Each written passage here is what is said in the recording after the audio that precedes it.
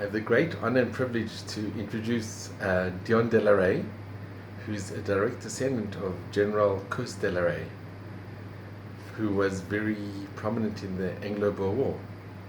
So, Deon, can I ask, what does de la Rey actually mean? Where was it derived from? From the king, although they moved over to Belgium and then to Netherlands.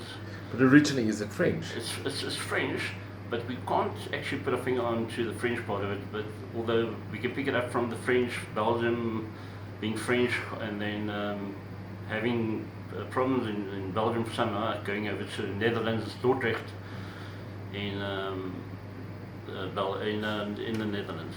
And how many centuries ago did your families come to South Africa? That would be, let's see, 1, 2, 3, 4, about 8 centuries, eight generations. 8 generations, wow. So your relation, how was the great General de la Rey related to you? He was my uncle Adrian de la Rey, was his brother, and his brothers, my great-grandfather was his son, and also Adrian de la Rey, and they actually moved. They met a girl in whose father was in St. Helena. He was actually, the father was one of Paul Kruger's bodyguard. Wow. And he married the daughter, and they came to Johannesburg because of a dispute with the farm in Freight, and they all ended up in Johannesburg. So that's how we actually came to Johannesburg. But the General de la Rey, he was very involved with the Anglo-Boer War as Yes. one of the Boer generals. He had his farm in Windberg, and he had his wife with him, Nonnie, all the way with him in a wagon, traveling, following him wherever after the onslaughts from the English. She would follow him in the wagon. They would left the farm, and he was the first general to actually initiate trench warfare when General Bulliver, General Redvers Bulliver, was it, or Kitchener. Actually, yeah. Kitchener followed him. But when as they came over the hill near his farm, he had trenches made into he had trenches formed in front of the hill, and as the British and the Scottish came over, they know the defenders and the Boers were hidden inside the trenches, and they started shooting out of the trenches. So eventually the English adopted that strategy, and the Germans, and that was the first world warfare, trench warfare. Trench warfare. So your great General de la Rey, uncle, he initiated the trench warfare. Oh. And how's your feeling, being a descendant of the great general? I mean, the truth is that it was a part of the Transvaal and the Orange Free State that had nothing to do with the British. They came, and it wasn't their territory, and they initiated the war, and it caused a lot of suffering, a lot of they put the concentration camps, and then a lot of people died. A lot of the wives and children died, and they had the scorched earth where they would burn the farms.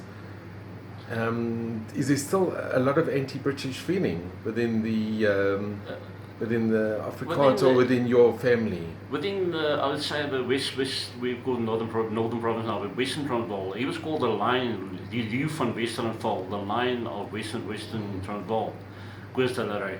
So he was actually very active. He was stalwart. He was the initiator of the war in Western Transvaal at that stage. And if you couldn't be stopped, the whole effort of a union wouldn't be able to have come to a full. So he went overseas, spoke to the Queen, came back, and they sort of had conversations with Slim Jannie. They call him Slim Jannie, Jannie Smits, and with Jan Smits. With Jan Smits, everybody came together, all the generals, Jan de Wet, all the generals, the main generals, the Cronje, he was quite old. Yeah. He was just settling down for peace, but Koos was still going there. He was one of the bitter enders, which called the bitter enders. Till the end. Till the end. And he said, I'll fight for it. I'll go and have a look at the arrangement that you made with Britain. And if I decide to sign the document, I will then we will then go forth and become a union, and then we'll be able to take over as Afrikaners. But a lot of the Afrikaners, the Larays, eventually settled down and said, all right, let bygones be bygones. But with the Broederbond, with Jan, with what's his name, Verwoerd and Milan, Yeah. they wouldn't let up. They said, we're all separate, that's it, separation is the way to go, and we can't incorporate these people. He actually wanted to not let the indigenous people of the country know what rights they've got. So as soon as he said, don't let them know what don't let them know they can vote. Let's not tell them they can vote. Let's just take over the country. Let them, keep them in the dark, and they'll flourish, because they'll flourish under a white government. Yeah. And they said, no, separation is the way to go, and we can't even incorporate them. And that was the end of it. You know, they was assassinated by the police, who thought he was from the Foster gang. Apparently, they were waiting for the Foster gang to come through a roadblock, and he was on the way to sign the peace treaty. The peace treaty of Vereniging, and so your great uncle, your great uncle, Koos decided that it was time to sign a peace treaty with the British. Yes. And he was on the way to sign, and he was assassinated. He was assassinated by fellow Afrikaners. Oh, by fellow Afrikaners. That is so tragic. Wow.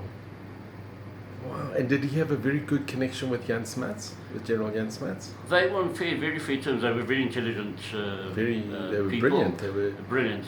Jan Smuts was he was a lawyer, and your great uncle knew him. They knew him personally. He knew him. All the generals knew each other. He spoke at the Volksraad, which was a representative of the Afrikaner nation. And when they couldn't convince the Volksraad, they decided in secret, all the generals together, let's get together, let's keep the Volksraad out of this, let's go speak to the Queen, and let's make a pact with the Queen, and let's get this done and over with, and we'll keep the union. And that's actually what happened at the end. That's what happened in the end. And then the union was formed. Yes, nothing else. So you must feel very honoured to do. A lot of people ask you Delaray, and there's actually a suburb named Delaray. Yes. You know, Koos van Bok van Berg, when he started the song, wherever I was teaching, the children would follow me and say, Delaray, sal jy die boere kom lei, you know, because... How does the song go? I was quite irritated because I was teaching at English schools, I was teaching at private schools. And everybody knew it. And everybody knew it. I was flabbergasted because how could this, posh English boy know this, possibly know this song? Can you just sing the song a little bit? Dalaray, sal jy die boere kom lei, dalaray, vir jou sal ons by jou sal ons bly. Amazing. So but he's gone down in the annals of South African history as one of the greats, one of the great Boer generals, and somebody who saw, who wanted peace and was prepared to, being such a brilliant general, he was prepared to look into the future and look what was best for his people and for the country. Absolutely, he was one of the few ones that were reluctant to, be anti-British. He saw the British as an ally eventually. So he was similar in thinking to Jan Smuts in a way. Totally. Yes. Wow, that's amazing. Well, you come from a very distinguished family. Thank you. And it was a great honor to speak to you and to treat Thank you you as well. And wow, and you must be proud of your heritage. It's really quite amazing. I am. Thank you so much. It's my pleasure.